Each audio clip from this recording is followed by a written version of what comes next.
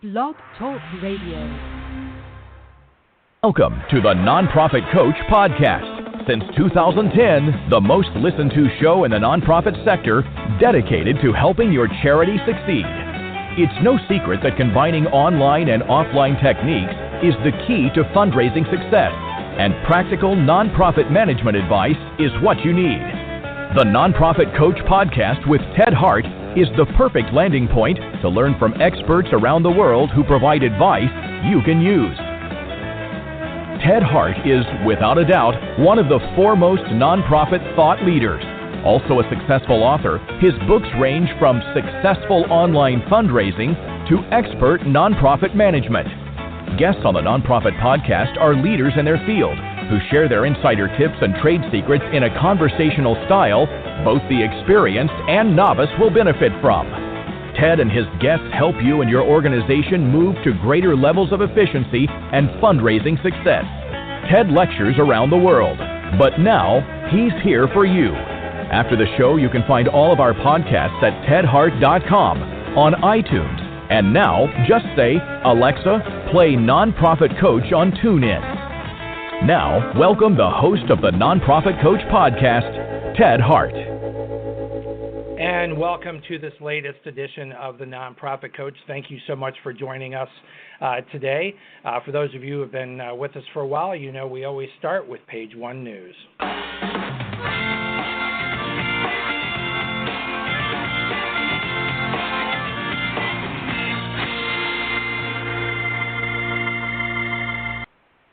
And first up here in page one news, we have Ashley Gatewood, Communications and Marketing Manager at CFRE International. Welcome back, Ashley. Hi, thanks. How you doing? Ashley, we're very eager to hear about what's going on at CFRE as everyone is making their plans for year end. Yeah. It's a great time to start thinking about what your professional goals for 2021 are going to be. And our next application deadline is January 15th, so less than 2 months to go. This is a really popular time of year for people to tidy up their application and get them submitted. If you submit your application by January 15th, you can sit for the exam in the first test window of the year, so January 15th to March 15th. So if you really want to scratch this off your to-do list early in 2021, now is a great time to get moving. That's terrific. And as you said, there's no time like the present to make this as a New Year's resolution, right? To commit to yourself and to the profession to become CFRE designated. Yes, absolutely. And to help folks, we are debuting a new webinar on December 3rd. It's how to become a CFRE, but it's just for consultants. So the application works slightly differently if you are currently a consultant, or maybe if you're currently not working and thinking about embarking on starting a consultancy. It will be a webinar tailored just to you on how to make sure your application is done right the first time. And the registration link is on the homepage of our website for anyone who wants to join us December 3rd. That's terrific. I did want to ask you, this is a tough time for a lot of nonprofits, and a lot of nonprofit organizations have had to downsize, and some have had to close. So what if you are a fundraising professional who is in between jobs? Is this still a good time, or do you have to wait until you find a new job? Well, I always say the best time to become a CFRE is before you need to become a CFRE. So, if you are thinking that you're going to be on the job hunt shortly, now is definitely the time to get things in order, especially because the most leverage you always have when you're negotiating with a new employer is before you sign the employment contract, right? So if you are a CFRE, when you get to the offer negotiation stage, it's far better than becoming a CFRE, say, 6 months in, because it can be a lot more difficult, right, to try to negotiate for a change to a package that you've already agreed to. Right. So always good to have your ducks in a row and to get your application in so that you can become CFRE designated. Ashley Gatewood, thank you so much for the updates. We look forward to the next time you can join us here on the Nonprofit Coach. Thank you. Take care. And next up here on Page One News, we have Ada Kolar, who is Communications and Outreach Manager at Candid Connection. Ada, welcome here to the Nonprofit Coach, and bring us up to date on what's happening at Candid. And I suppose we still need to remind everybody what Candid is.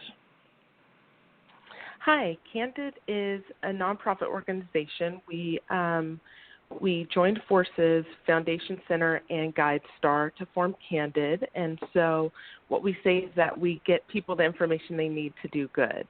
And there's a lot of really exciting things going on at Candid right now, and a bunch of exciting things coming on the future. You were just talking about in terms of nonprofits and closing, and that's one thing that we've really kind of focused on is looking at how many nonprofits we estimate will close in 2020. And we've gotten a lot of media coverage over it. But one thing that's happened is a lot of times media will focus on how many nonprofits will close. But one of the bigger stories is that we still have a really strong nonprofit sector.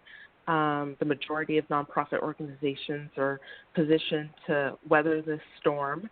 And so, while there is turnover, and sometimes turnover can be healthy, overall we see that the nonprofit sector will continue and will get stronger. And as it does, it's one thing Candid's here for, is to really help to strengthen the nonprofit sector and, help it to have more excellence. So that's one of the things that's been pretty big. The last time you and I spoke, I think I mentioned that we had a funding for coronavirus website. And so we still have that, and it's gotten a lot of traffic. As of today, what we found is that there's been $16.4 billion in philanthropic funding for coronavirus. So that far exceeds anything you've seen in recent times for other disasters that you've seen, period. And after George Floyd was killed, we really upped our racial equity funding tracking. And so we found that it's really interesting. Since 2011, there was $14.1 billion raised for, philanthropic money raised for racial equity issues. And since George Floyd was killed this year, there's been $10.7 billion. So $10.7 billion of the $14.1 billion has come from this year. So that's another thing that we've really kind of, people have kind of sought our expertise on recently. And we still have the traditional things that you're used to seeing. So we still have the nonprofit compensation report that came out a couple months ago, or actually I think it was last month. And so, it's still a huge report that gives a lot of details into compensation across all over the nonprofit sector.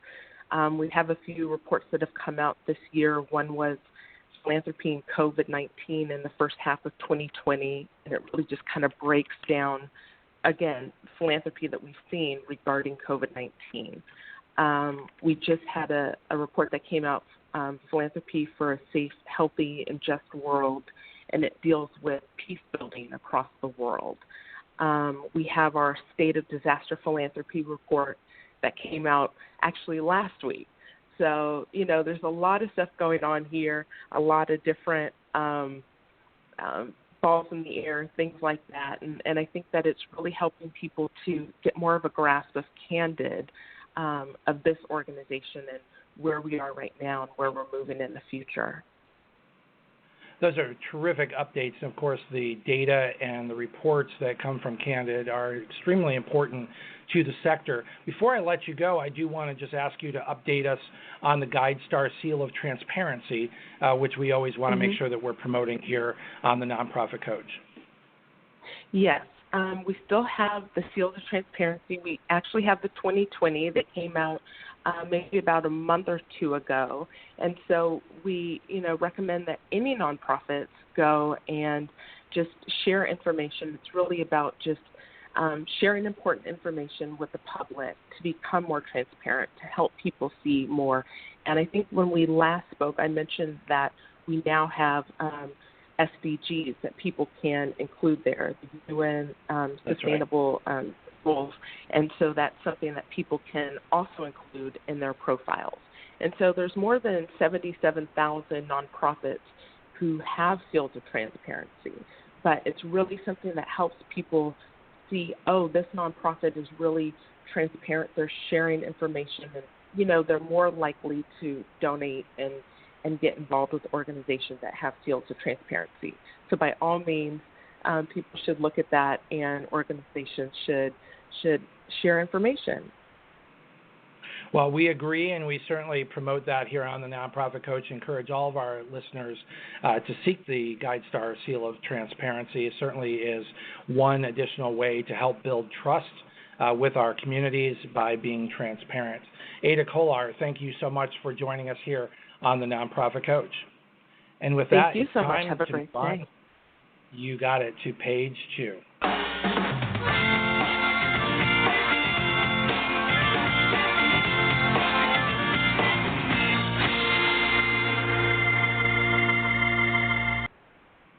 Before we introduce, or before I start speaking with our incredible experts today, we have a real treat for you. Kay Sprinkle Grace is here with us, and no, you're not missing it on your calendar. Kay will still be with us here on December 14th at 12 noon Eastern with her annual show, which is generally one of the most listened to shows here on the Nonprofit Coach. But Kay is here with us today specifically to introduce our experts and our topic today, because Kay, I understand you're a big fan of this topic and of this book and the authors. So welcome here, Kay. And before we go any further, a big congratulations from all of us here on the Nonprofit Coach for being recognized by the Golden Gate chapter of AFP for lifetime achievement. That was really quite a ceremony and well-deserved. Thank you, Ted, and thank you for your congratulations and for being on the program. I thought it was one of the best I've ever seen in terms of structure, design, flow. I was very, very proud of my AFP chapter. I'm really delighted to be here just to say a few words about this book. Like most consultants and nonprofit professionals, a few years ago, I had been looking for the Rosetta Stone to help me explain to others how important this next generation of philanthropists is. And because I work in Silicon Valley for the most part, I was very aware of their energy, their vision, their values, and how excited they were about philanthropy. And yet people would look at it and say, oh, I don't know how to access it, you know, I don't understand them.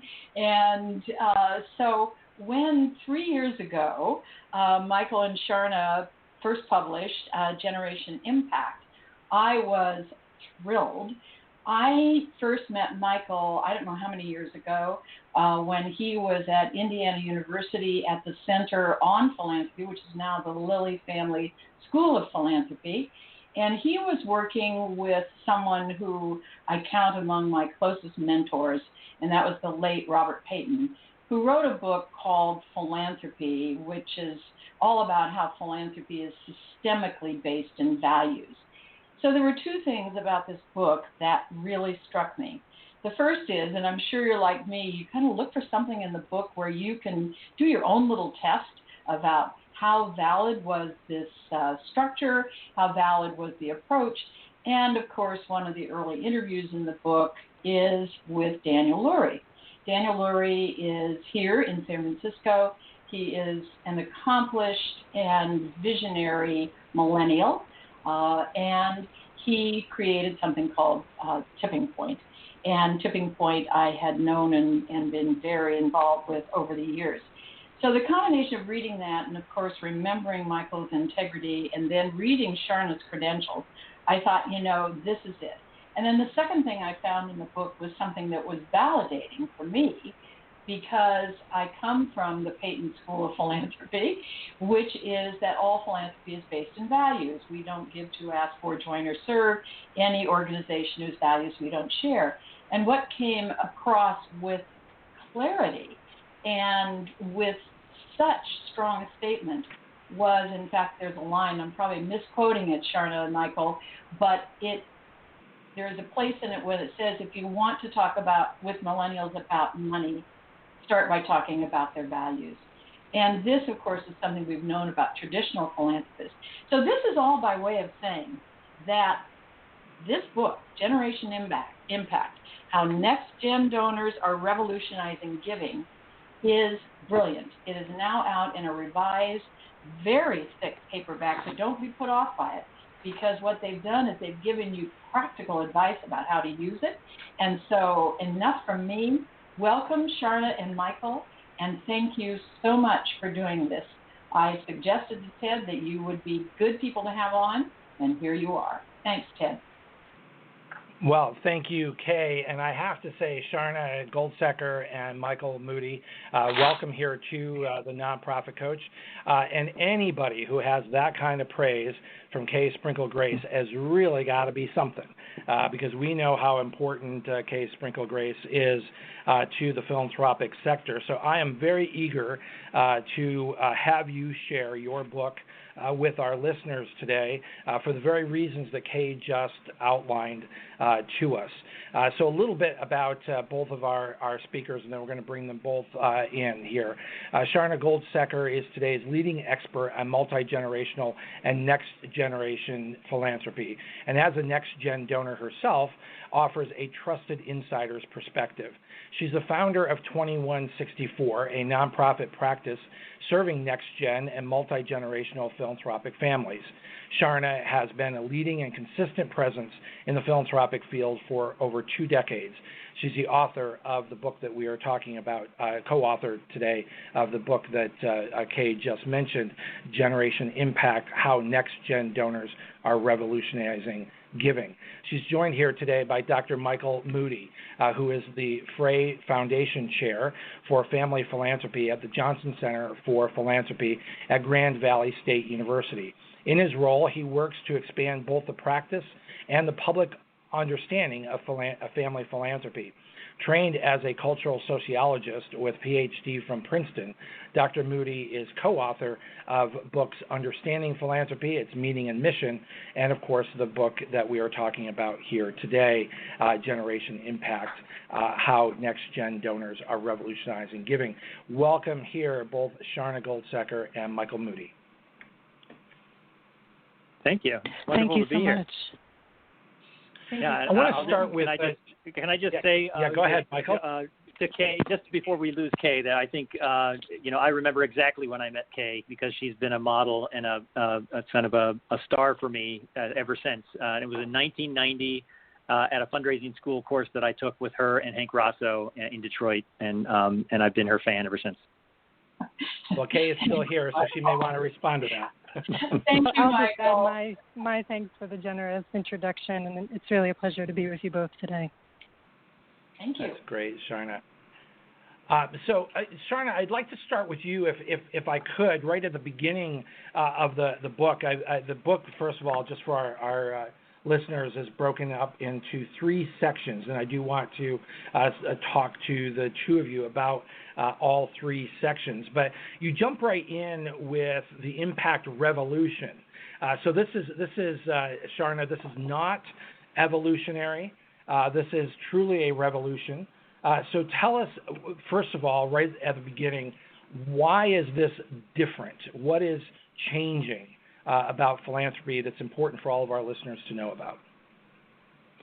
It's a great question, and we really did this research to be able to share what we've learned about Gen X and millennials with your audience, so thanks for your interest in the subject. I mean, we had both seen anecdotally through our work in the field and then through our survey and interviews just how much the next generation is focused on impact. Michael likes to say are obsessed with impact, that they perceive their parents and grandparents to be more perhaps driven by a feeling of duty or obligation, perhaps a relational commitment to an organization they've been involved with for many years. But really, for the next generation, impact trumps everything. And because the next generation really both has unprecedented wealth at quite a young age and is inheriting the world's largest generational transfer of wealth, right? Which we've heard from Joan Havens and Paul Shervis at Boston College, right? Their work on the wealth transfer. That close to $60 trillion would be transferred to the next generation, half of that going philanthropically, that we really need to pay attention because they are directing their resources, significant resources, at a younger age than ever before, not waiting till they retire into philanthropic leisure, right? Not the sunset of their lives, but early on in their lives to make this kind of an impact. So is that the pivotal change here, is the timing of their philanthropy and the emphasis on impact and outcomes? Is that what we need to keep in mind throughout this discussion? Is that sort of the key piece here? Definitely the size, the scale of their wealth that they can direct now and over time. So yes, secondarily, not in addition to the scale of their wealth, but the early giving, right? It's not that other generations haven't been incredibly philanthropic, but if these younger generations are starting in their 20s and 30s to be philanthropic with decades ahead of them, their lifetime giving will be extraordinary. And thirdly, we've started to see that they're, again, focused on impact and willing, as we continue to talk, we can explain to you how we see this showing up, but through innovation, through all of their, dedicating all of their resources to what they care about, they're willing to take some risks and try new things to make an impact. Kay, you mentioned Daniel Laurie. He has this great quote from an interview we did with him where he says, you can't keep doing the same things and expecting different results, right? You have to try some new things. So the scale of their wealth, starting early, and their willingness to bring some revolutionary spirit to the philanthropic sector is what we're looking at. Michael Moody, we're in the first part of this book. You and Sharna talk about the changing strategies for a new golden age.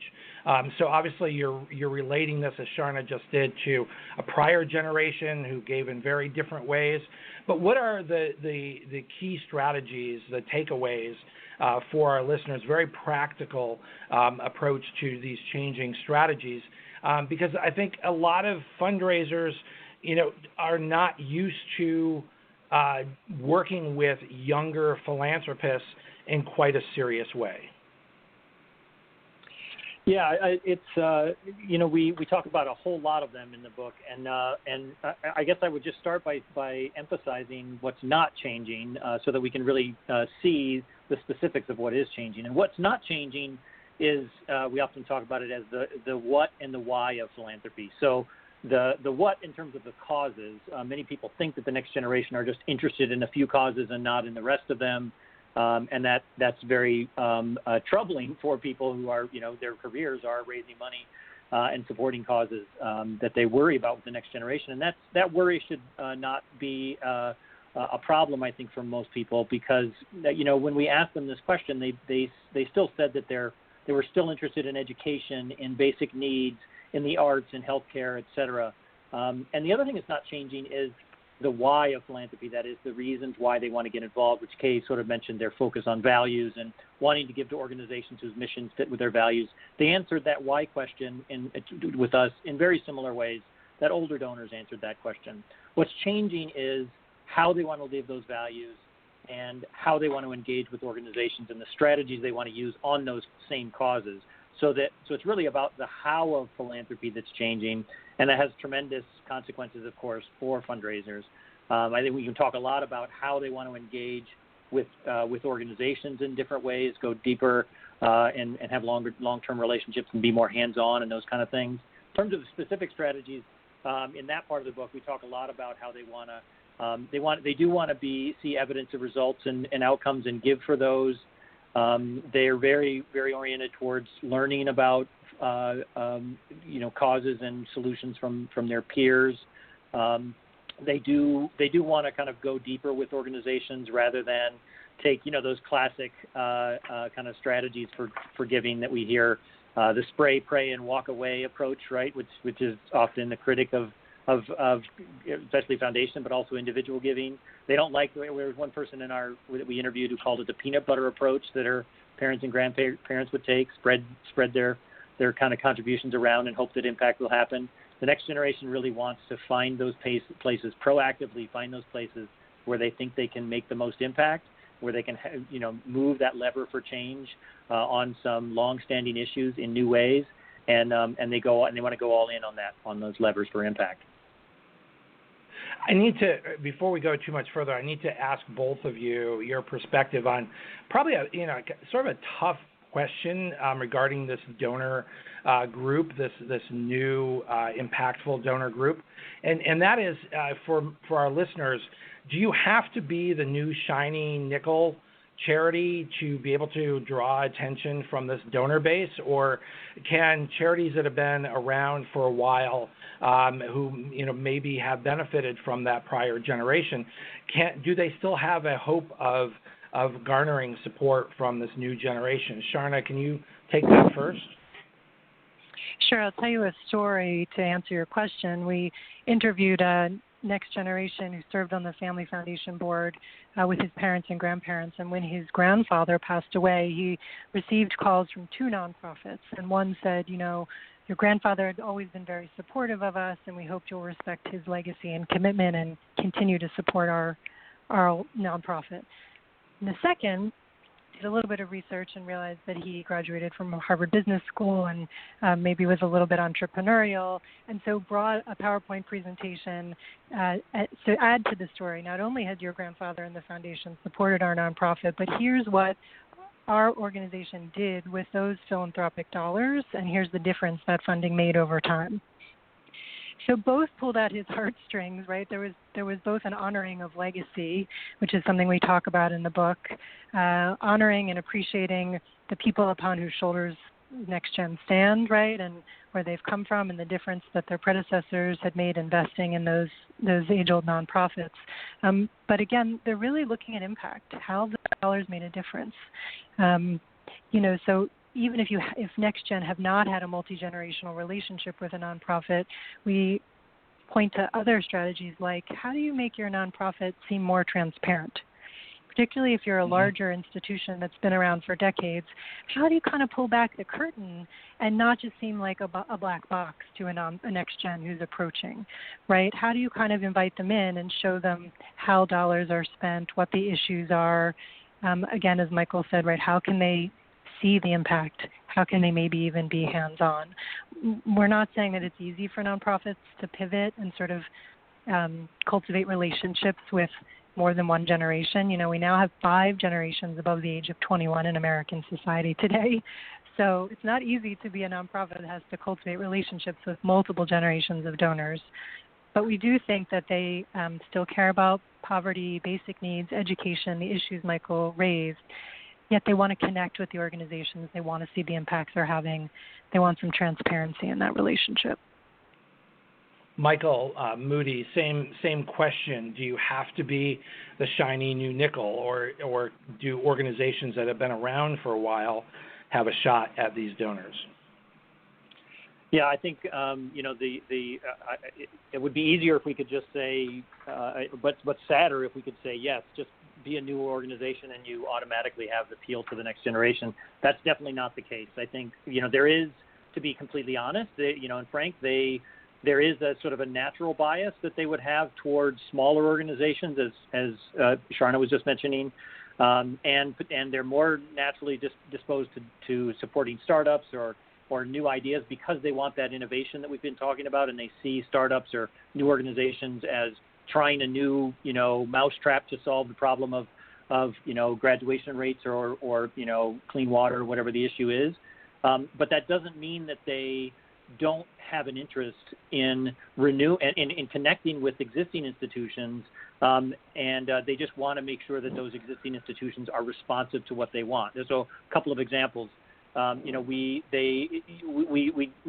feature a donor in the book named Jenna Siegel, who talks about that she specifically goes to existing institutions, these sort of anchor institutions in community, and approaches them with new ideas. And she's had experiences where that's not gone very well. where they sort of pat her on the head as the new young donor that's trying to come in and with a new idea, and they say, yeah, that's interesting. In fact, she says the worst thing a nonprofit can ever tell me when I come to them excited about this new idea is, oh, we'll take a look at that.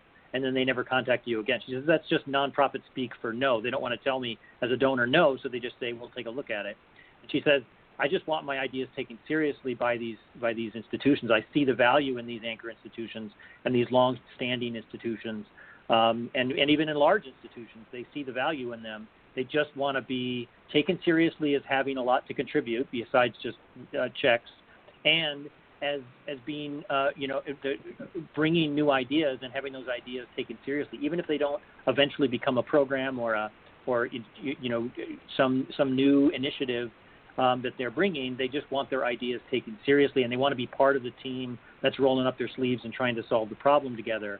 And so if a larger or long-standing older institutions can find ways of engaging the next generation in those meaningful roll-up-your-sleeves, open kind of ways, they're right there with them. They see, they want to be involved in that institution. So I don't think it's an insurmountable bias on their part. It's just you got to appeal to those things that they want, which is ways of being meaningfully engaged. And that's why you and Sharna have written this book, A Generation Impact, How Next-Gen Donors Are Revolutionizing Giving, so that our listeners can learn from you and they can succeed. We're going to take a very quick break, and when we come back, everybody hang on tight because Sharna and Michael are going to tell you why it's important that you've got to go all in if you're going to be successful, and we'll be right back.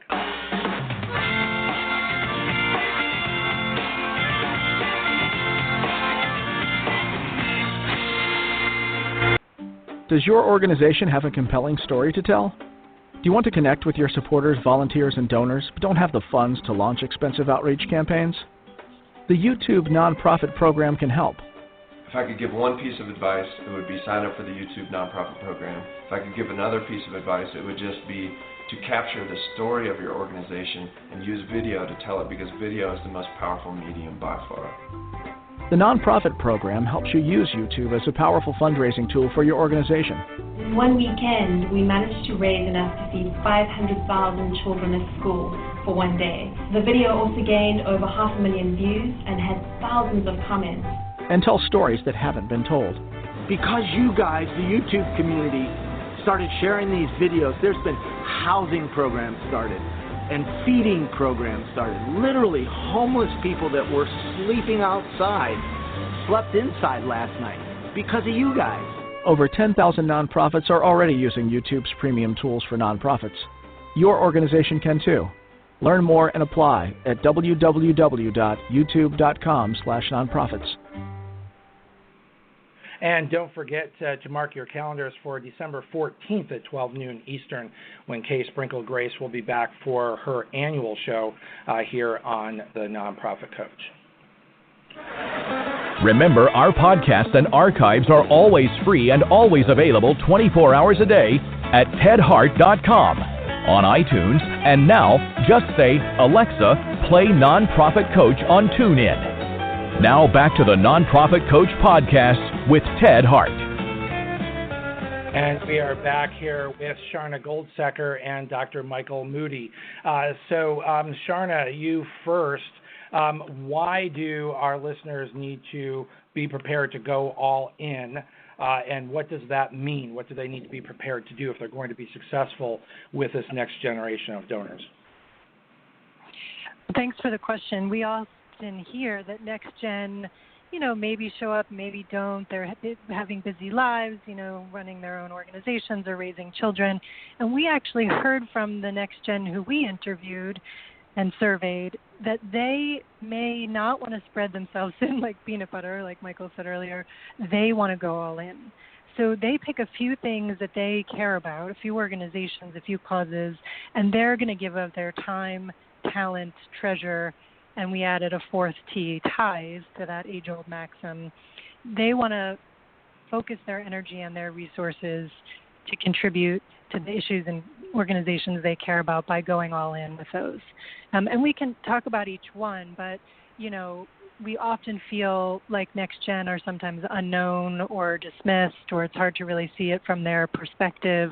But just, one example of this, we interviewed Victoria Rogers in our book.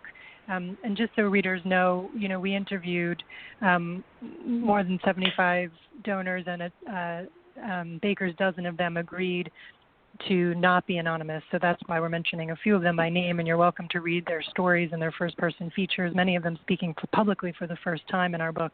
Victoria talked about how her father encouraged her to volunteer as early as age 12 in the Sue Duncan Children's Center near the school where she went to.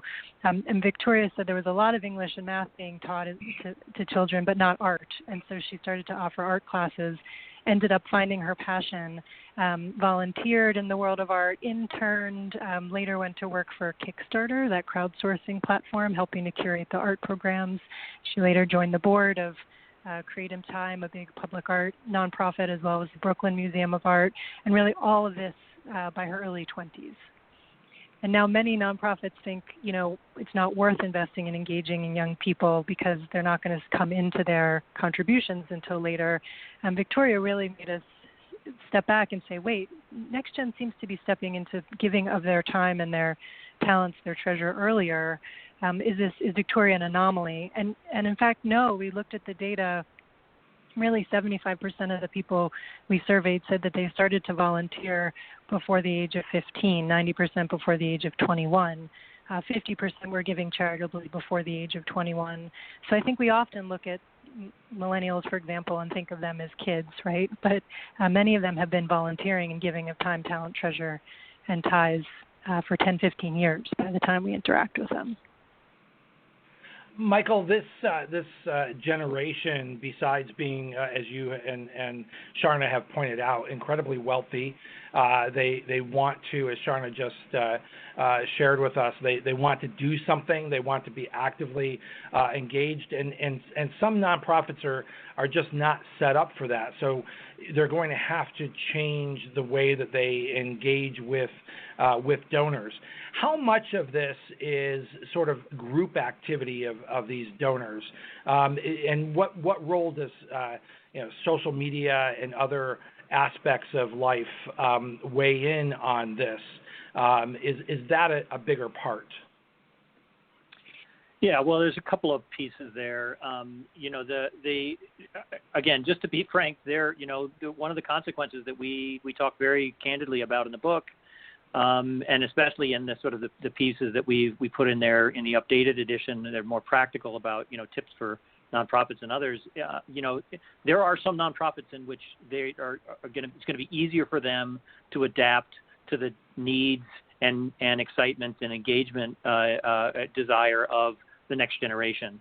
Those organizations that naturally have sort of places where donors can plug in with their talents, where they can, where they're set up in a way that they can allow, groups of next gen donors to come together as a peer group and engage.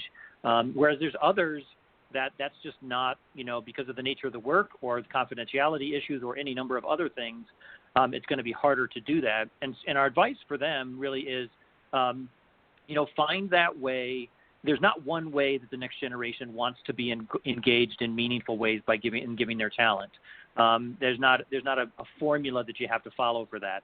It's simply you have to do that in the way that makes most sense for your organization, and that's still going to engage the next generation. So it could be that the way you can, engaging them with beneficiaries or clients of the organization or those who use the services may not be possible, but they can still engage with the staff in a program planning process. They can still be part of a task force that tries to develop a new idea or initiative that's a very internal thing and doesn't break any confidentiality rules or require you to invent a new volunteer program and hire a volunteer manager if you don't have one now. But it's just about finding ways that you can bring them in ways that make use of their talent and brings all their assets to allow them to go all in. And I should point out that we're talking really here in our book and our research is really about those next generation donors who have the capacity, either now or in the future, and either from their own wealth or from inherited wealth, the capacity to be major givers. And there's a lot of things that are similar about the whole range of next generation folks, but we're really talking about those who are going to be this cohort of incredibly important major givers over the next several decades. So that's the first thing. Second, social media, I'll just say something quickly. They use social media more than other generations, but it's a myth to think that next generation only wants to be involved through social media or is only going to prefers to get their information about an organization from social media. They really want that face-to-face, in-person interaction if they can, which of course has been a problem this year. It's an added burden to the nonprofit world than what, in addition to all the other ones that's come this year. They do use social media in order to spread the word among their peers and to hear the authentic experiences of their peers with an organization, and they love hearing those authentic experiences from peers. So they may even be more interested in the social media posts from other volunteers or other donors to the organization than the actual feed from the organization itself. They really like to hear that from their peers. So I would say social media is a clear tool that you need to engage and use well for the next generation, but it should never substitute for those meaningful hands-on in-person engagements that they really want. Sharna, you and Michael have made a very convincing case that nonprofits have to understand this next generation of donor. They need to, in some ways, reinvent the way that they approach the very concept of accepting philanthropy, and with that, they are getting the whole person. And that's, I gather, the going all in is that the donors want to go all in as well. So this is sort of a very different value proposition with these new donors. But it turns out that they are respectful revolutionaries. Tell us what that means. And this is another aspect of how we get this right. Yes, as Kay mentioned earlier, they are driven by values more than valuables. So, we looked at the data and saw that 89% of them said that they were influenced by their parents and 63% by their grandparents in terms of their influence to be philanthropic. So, there's like a ballast to all the innovation and all the revolution in the sense that they're learning about this from their elders. They are showing respect about their legacy, and even if they didn't grow up in a philanthropic home, perhaps they earn the wealth themselves. Many start to construct their own philanthropic identity based on the values that they grew up with in their home, right? Emerging donors who are earners as well as inheritors are similar in that regard. They're building a philanthropic identity for the first time and are very respectful of sort of where their values led them to want to be philanthropic. And then I think, furthermore, they see that there's great need in the world, and how do they construct the choices? There are, I think, 1.5 million nonprofits in the United States today and 10 million globally. I mean, that could be overwhelming for anyone. How do you make decisions about where to give to once you know that your values are driving you to be philanthropic? And we saw NextGen say, well, I want to align my values with my giving, right? I want to respect the fact that I didn't necessarily grow up in poverty, so I don't necessarily know what the issues on the ground are, but I have integrity, I have compassion, I'm taking a learning posture, and I want to, partner, build relationships with the nonprofits, for example, to hear what they need so that I can contribute in a way that aligns with what's going to have the most impact. So again, respectful revolutionaries in the sense that they're respectful of where they come from, they're leading with their values, and they're also aware when they don't know something about how to ask questions so they can align their values with their grant-making allocations. Michael, revolutionaries still, though, so do I get it wrong if I'm envisioning the next generation donor as very entrepreneurial and perhaps wanting to go it alone or go their own way? Where does this notion of a multi-generational team come into that scenario, or do I just look at it wrong? No, I think it's there's subtleties in the way we think about this that turn out to be really important. So, for example, we are just to take the way you were framing it there, most certainly they want to be entrepreneurial. Most certainly they want to, take risks, try new things, be revolutionaries in that sense. But that doesn't necessarily mean that they want to go it alone, which is often something we associate with, I'm going to do something different as an entrepreneur, so I'm going to go out and strike it out on my own, hang up my own shingle, and try to make change that way or make a living that way. And they want to be entrepreneurial, but they very much want to do that with other people. And those other people are one, their peers. They're very excited. We've already talked about very excited about doing things with peers. And so if nonprofits and fundraisers can find ways of giving them that opportunity to meet peers like them and try to be innovative with those peers, pooling their talents and their time and their treasure together, that's fantastic. They love that opportunity. They also don't want to go it alone for a second group, and that is the older generation. There's this myth, there's this image in the field that we use a lot, this metaphor, and that is the passing the baton metaphor, the relay race metaphor, where people say, older generations, usually with good reasoning and good intentions, say, I've been running this race myself and holding the baton for a long time. It's time for me to pass the baton on to the next generation. And the next gen just really think that's the wrong metaphor, because that suggests then that the older generation fades into the background and the next generation goes off on its own. And rather, they like the metaphor of the multi-generational team, a team where everybody's on the field working together at the same time, both rookies, the next gen, and the veterans, those who've been involved and, been down the rabbit holes, tried things, got some sage wisdom from experience, and they want to be valued, the next generation, for what they can bring to this multi-generational team, as well as what they're valuing what the older generations bring.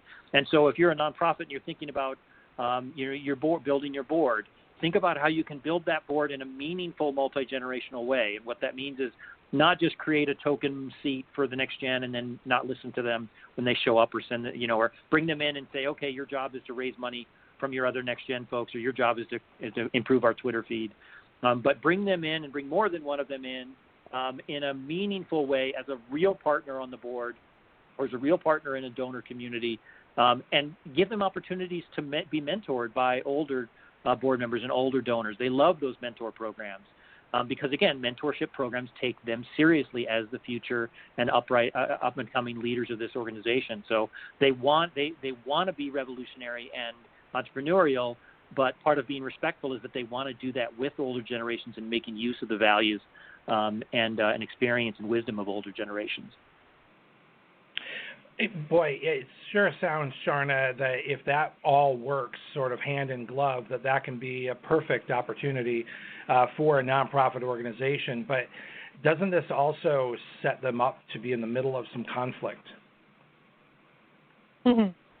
Well, of course, with anything meaningful in the world, there's always conflict, right? My mentor used to say a rubber band laying on the table is useless. It's not until it's stretched that it becomes useful, right? So I think the question is, how can you stretch the rubber band, engage people? Maybe there is some resistance, but can you have a more productive foundation or family philanthropy or nonprofit, for the matter, because we've engaged multiple generations in that endeavor?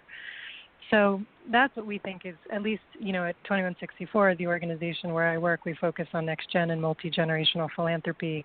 And that's what we've seen, not only effective, but meaningful.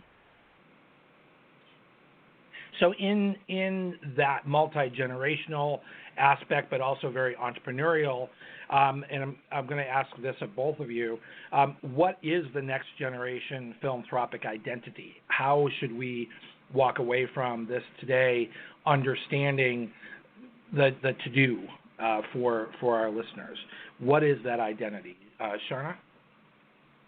Yeah, it's a great question. I mean, just like I would imagine adolescents, right, going through a developmental period to figure out how to become the adults that they are, there's really a common metaphor in that donors are either new donors or emerging donors, next-gen donors.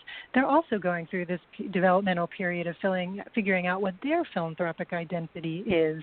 So, we try to encourage nonprofit professionals and fundraisers and all kinds of advisors who support NextGen to help NextGen through a learning journey, right? To think about, okay, first, where have you come from? What's the legacy you're honoring to be here today? But then who are you, and what do you value, and what do you care about, and what do you want to work on in the world, so that we can get at your philanthropic identity and figure out what and how you want to fund, right? So I think that the best thing nonprofits can do is, first of all, not approach the next gen like they're just the child or grandchild of their parent or grandparent, who may be existing donors in the nonprofit, but that they're adults of their own, who have identities of their own. And secondly, to ask them what their values are, right, as Kay listed up earlier. Who are you? What do you value separate from your families? What do you care about? And then thirdly, to help invest in their journey to become the donor that they want to be. Boy, Michael, Moody, it sure sounds like Sharna just hit on such an important point not to be missed when a nonprofit fundraiser is approaching a donor of any generation, assuming that they're already fully baked and that they know what they want. That's not necessarily the case, is it? No, and it's certainly it is true across the age and donor spectrum, but it's certainly true with these next generation donors, and these next generation donors that are right now taking their learning journeys and identity very seriously. That's I've often said that since we published this book in 2017, that's maybe what was most surprising to me, was just how intentional and serious and eager they are to learn. Many of them, and this is true not just for those who, we feature people in the book with the last name Rockefeller, and we have somebody in the book who's the oldest grandchild of Ted Turner. They have huge shoes to step into, and they've known for a while that they want to, or that they're going to be expected to step into those shoes. And it's not just those folks who are really taking seriously this identity journey that they're on. It's the folks who, they've made their own money, and they're in their 30s, and they realize, I want to really be engaged in using this money for good. And they look around at their peers, at other people who've gone through this. They look to older generations. They're very intentional about their own learning process. And so I think, the more that if you talk about value proposition, the more that the nonprofit can be the place that helps them in that learning journey and helps them develop their identity, the more they're going to be connected with and have a long-term partnership with that organization. I will say that other parts of their identity, though, they do very quickly. They're not. It's not as though they take student mode and stay in there forever. They very quickly start coming to you with ideas, and they very quickly, want to be right there with you, working on developing those ideas. And so it's not I wouldn't want it to make it seem like it's this sort of passive learning journey that they're going through, where they just want to receive information and then develop that individually. They want to be involved in this. This is a very, very participatory learning journey, if you will. They want to be there doing it with you. And so, again, providing those opportunities, helping them go all in that way, and being open to their ideas is really important as well. Sharna, this book is laid out so interestingly to walk the reader through this journey that the donors are going through. Can you help us understand making the most of the golden age of giving, but do it in the context, please, so that our listeners can understand the appendix of this book, which is filled with best practices broken down by nonprofits and fundraisers, families, and advisors. So help us understand these resources as well. Sure. So as you, Ted, and Kay both said, right, the book has 3 parts. The hardback had 3 parts to it. First, we talked about the impact revolution, the significance of that. Secondly, going all in. And thirdly, how they're respectful revolutionaries. And this new updated and expanded paperback edition added a third new content, which is this new piece you're pointing to now, these best practice guides As we launched the book a few years ago, we heard people say there's great research in here. We love how accessible it is to read because of all the stories we have in here from real life Next Gen. But how do I now go back and put this into practice? How do I, take action? Like, I'd love for your listeners to hang up from the call and say, like, okay, here are a couple of things I can do right now. And so we put together really explicit tips and suggestions in these 3 best practice guides, one for nonprofit professionals and fundraisers, a second from the vantage point of families who might also want to thoughtfully engage their next generations, and thirdly, for advisors, whether they're freelance consultant advisors or financial institution advisors, other kinds of commercial gift fund DAF advisors. So just looking at sort of all the audiences that touch the next gen, how can we translate the research and the stories that we heard into very practical suggestions? And we hope that in particular your audience will find the Nonprofit Fundraisers Best Practice Guide most effective. And then, of course, we did include a discussion guide because we heard a lot of book clubs enjoyed reading this together. So it is thicker, this paperback edition, but it's because the back is a third new content with these best practice guides. Michael, so share with us in just a couple minutes that we have left here, what is the essence of the best practices for nonprofits and fundraisers to take away from today? Yeah, well, and we've been told by people who know books and marketing and stuff that my tendency as an academic especially is just to say, okay, well, I have a list of 10, here's all 10 of them, and I'm going to tell you all 10 of them, but I'm just going to give you 2 of them as a teaser then, because that's what I'm told I'm supposed to do. And we've frankly mentioned a lot of them already in this conversation, about engaging around values, finding ways to make yourself more transparent, being open to ideas, helping them go all in, building multi-generational teams. Those are all in there with examples and new data and other things to back them up. But I'll point out 2 of them. One is find that we really haven't talked as much about. One is find ways to show impact, find creative and meaningful ways to show impact. Again, back to the primary obsession that they have, which is they want to see how their engagements, their time, talent, treasure, and ties, lead to impact. That doesn't mean that they need that measurable impact within 3 months or they're gone. If you define impact with them, and it's a great conversation to have with them, is what do you want to accomplish with this? What goals can we set for a year, 2 years of your engagement with our organization? But you've got to focus on showing them the impact. They got to see it. For some of them, that's site visits. For others, that's a spreadsheet. And that's where social media can also be relevant if they, and important if they can see videos or evidence in social media that comes to them that says, here's an initiative that we had with great donors who contributed to it, and here's what that meant for the lives of the people we work with, or the outcomes that we focus on in our mission. And so that's one of them that I wanted to highlight. The other one that I'll highlight is the number one. It's literally the first best practice in this guide, and that is don't wait. I think a lot of people, and especially I hear this a lot from smaller nonprofits and fundraisers who, they've got to meet, if it's not an explicit quota, then it's an implicit quota. I need to raise money this year. And so, and especially when we're talking about millennials, they say, well, yes, I know millennials are going to be important 5-10 years from now. They're going to have a lot of money to give me 5-10 years from now, but I need to focus on older donors because they're still the primary donors. And we're sensitive to that, but we want to continue to emphasize that not only are they going to be your biggest donors in 5 to 10 years, but they are going to be bigger donors than any donors you've ever had if all goes well, right? That's all the indications are that they are going to bring this new golden age. And secondly, their approach is that they want to develop the relationship now, even if it's primarily a volunteer relationship or it's a smaller term, engagement. The organizations that they can build those partnerships with now are the organizations 10 years from now when they are the biggest donors you ever have. Those are going to be the organizations that they stick with and that they know inside and out and that they're very deeply committed to. So most important, if we have one takeaway from today, it's that one. Don't wait to start engaging the next generation. Terrific. Dr. Michael Moody, thank you so much for being my guest here on the Nonprofit Coach. How can my listeners reach you?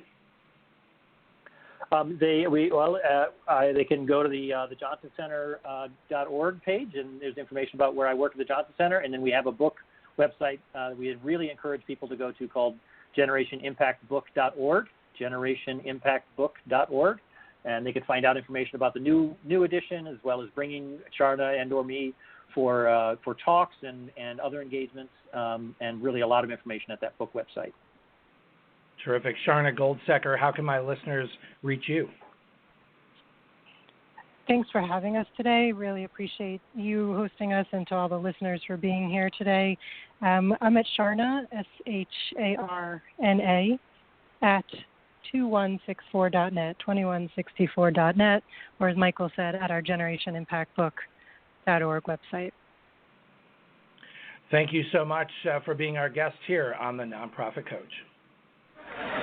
You've been listening to the Nonprofit Coach podcast with Ted Hart. Tell all your friends to check out our production schedule and download our iPod and iPad-friendly podcasts at tedhart.com. Thanks for listening to the Nonprofit Coach. Have you Googled yourself lately? Are there negative posts from an ex-employee or from a former client? Maybe an outdated news article? Search engines don't always get it right. But right or wrong, it's your reputation on the line. That's where Reputation Defender by Norton comes in. Take control with Reputation Defender. Their cutting-edge approaches help you to wipe away unwanted information in your search results. They also promote the good stuff. You can start by getting your free reputation report card at reputationdefender.com or call 800-811-4975 to speak to an expert. Top reasons your career wants you to move to Ohio. So many amazing growth opportunities, high-paying jobs in technology, advanced manufacturing, engineering, life sciences, and more. You'll soar to new heights, just like the Wright brothers, John Glenn, even Neil Armstrong. Their careers all took off in Ohio, and yours can too. A job that can take you further, and a place you can't wait to come home to. Have it all in the heart of it all. Launch your search at callohiohome.com.